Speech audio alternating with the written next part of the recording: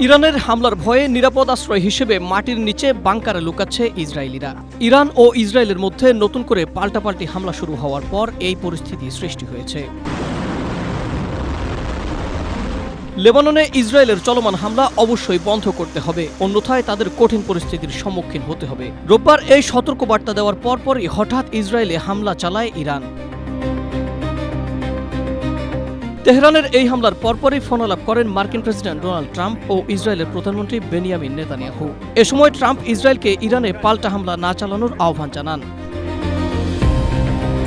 Strawberry super dotted ও classic ভ্যারিয়েন্টে sensation জাগুক শিহরণ।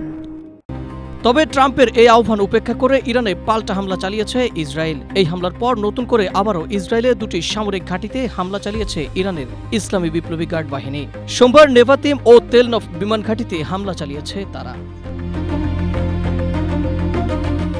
ইরানের এই হামলার পর ইসরায়েলি সেনাবাহিনীর হোম কমান্ড ফ্রন্ট সতর্কতা জারি করেছে।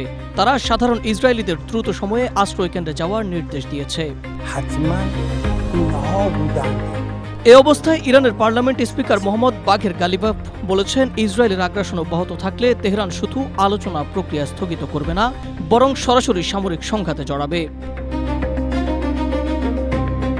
তিনি বলেন, যুক্তরাষ্ট্র ও ইসরায়েল যুদ্ধবিরতি কিংবা কূটনৈতিক সংলাপের প্রতি প্রতিশ্রুতিবদ্ধ নয়। লেবানন সংক্রান্ত চুক্তি লঙ্ঘন এবং সমুদ্র অবরোধের মাধ্যমে যুক্তরাষ্ট্র ও ইসরায়েল আবারও প্রমাণ করেছে তারা কেবল শক্তির ভাষায় বোঝে। ইরান তাদের কোনো ধরনের ছাড় দেবে না বলেও হুমকি দেন বাঘের গালিবাফ।